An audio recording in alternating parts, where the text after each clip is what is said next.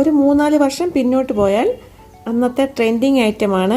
അടിപൊളി ടേസ്റ്റും അത്രയ്ക്ക് സിമ്പിളുമാണ്. 2 സവാള നീളത്തിൽ സ്ലൈസ് ചെയ്ത് എണ്ണയിലൊന്ന് മൊരിയിച്ചെടുക്കണം. അതിനായി 1/2 കിലോ ചിക്കൻ എടുത്തിട്ടുണ്ട്.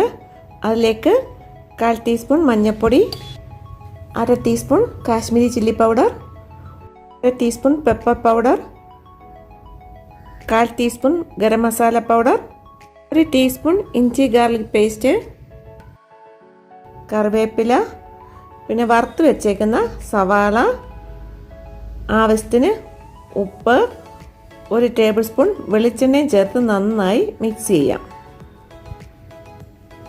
ഇതിപ്പോൾ നന്നായി മിക്സ് ആയിട്ടുണ്ട്. നമുക്കിത് അരമണിക്കൂർ റെസ്റ്റ് ചെയ്യാൻ വേണ്ടി വയ്ക്കാം.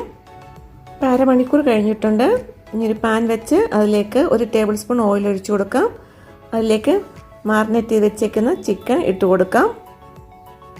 ചിക്കൻ നന്നായി ഒന്ന് മിക്സ് ചെയ്യാം. എന്നിട്ട് ലോ ഫ്ലെയിമിൽ അടച്ച് വെച്ച് ഇതൊന്ന് വേവിച്ചെടുക്കണം. ഇടയ്ക്കിടയ്ക്ക് ഇതിൻ്റെ അടപ്പെടുത്തൊന്ന് ഇളക്കി കൊടുക്കണം.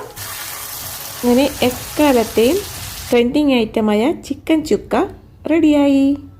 എല്ലാവരും ഒന്ന് ഉണ്ടാക്കി നോക്കണേ.